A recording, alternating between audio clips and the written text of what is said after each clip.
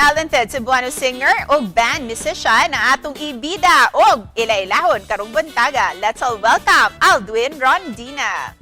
Mayong buntag, maupay nga aga, Aldwin, ug welcome sa GMA Regional TV Live. Paki-shoutout sa atong mga kapuso this morning. Mayong buntag kanimo, Miss Cecil, ug mayong buntag ug maupay nga aga sa tanan mga nananaw sa Central Visayas ug sa Eastern Visayas.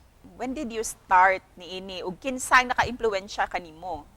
I never used to sing when I was little.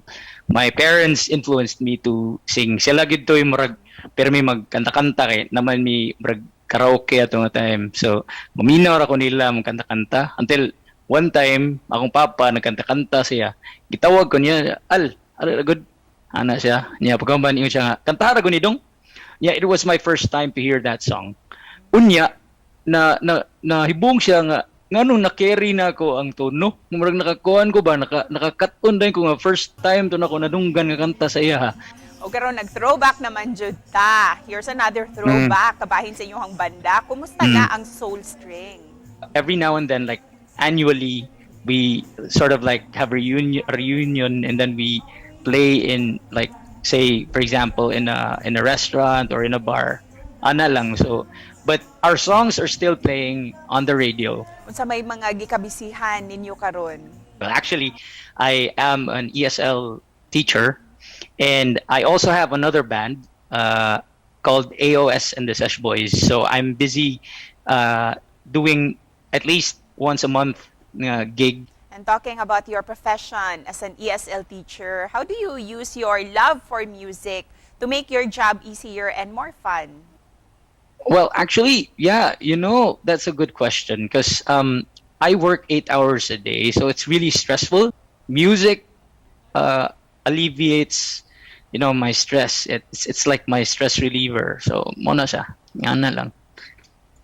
And we heard, Aldwin, nga ikaw sab ang founder sa SC213. What's your goal sa pagpurma niini?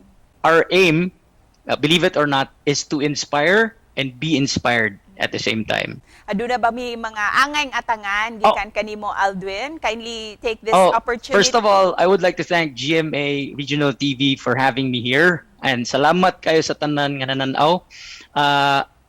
Nami mga gigs monthly.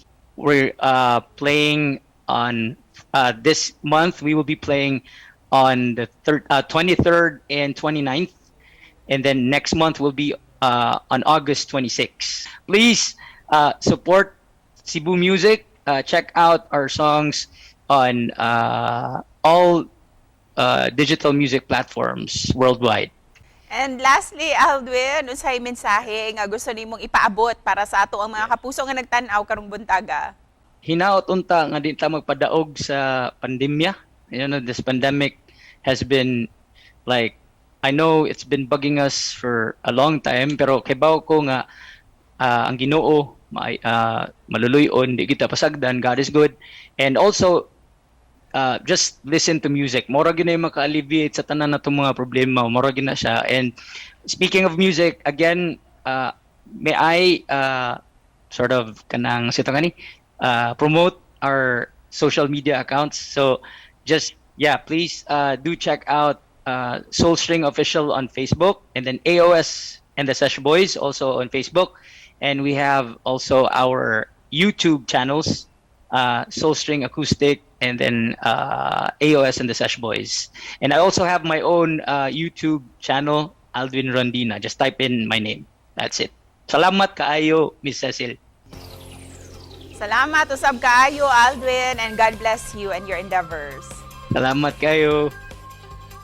Mga kapuso, tutok lang kay mubalik pa ang GMA Regional TV Live. Kini ang GMA Regional TV Live.